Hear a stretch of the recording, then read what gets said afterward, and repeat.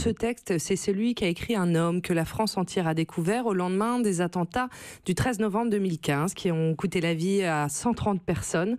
Antoine Léris, il a signé une lettre sur les réseaux sociaux, souvenez-vous, titrée « Vous n'aurez pas ma haine ». C'est la réponse de ce jeune papa d'un enfant de 17 mois au décès de sa femme, Hélène, qui est tombée donc sous les balles des terroristes alors qu'elle assistait tout simplement au concert des Eagles of Death Metal au Bataclan. C'était un texte extrêmement émouvant, mais en même temps très beau, et on le disait pendant cette coupure de publicité, plein d'espoir. Cette parole, elle avait ému le monde entier. On s'était retrouvé avec ça quelques heures finalement après ces attentats.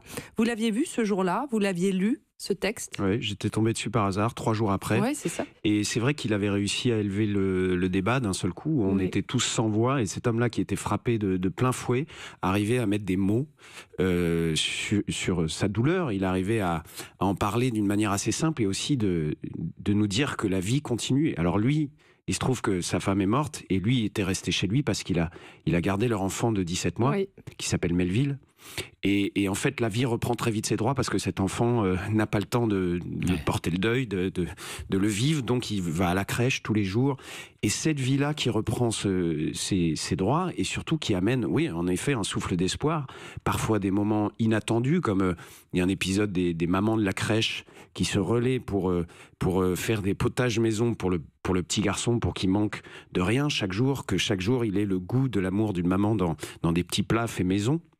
Donc c'est tous ces événements-là qui sont extrêmement touchants. C'est ça qui est formidable dans ce texte. C'est-à-dire, on pourrait avoir peur de se dire « Ok, on va revoir quelque chose qu'on a vu sur les chaînes en continu, qui nous a saturé l'esprit ». C'est pas ça.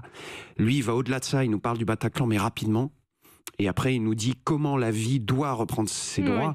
Et il exprime une saine colère. On dit que certes, on n'aura pas sa haine, c'est ce qu'il dit, parce qu'il n'a pas le temps pour ça.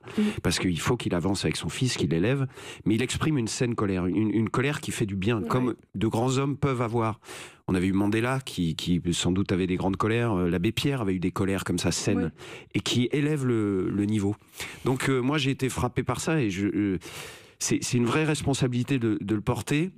C'est évidemment un sujet lourd, mais comme vous le disiez justement, c'est cet espoir, moi, qui me guide. Je me dis, c'est une parole d'espoir, et tous les jours, il ne faut pas que j'aille déprimer les gens, il faut que je leur donne un espoir.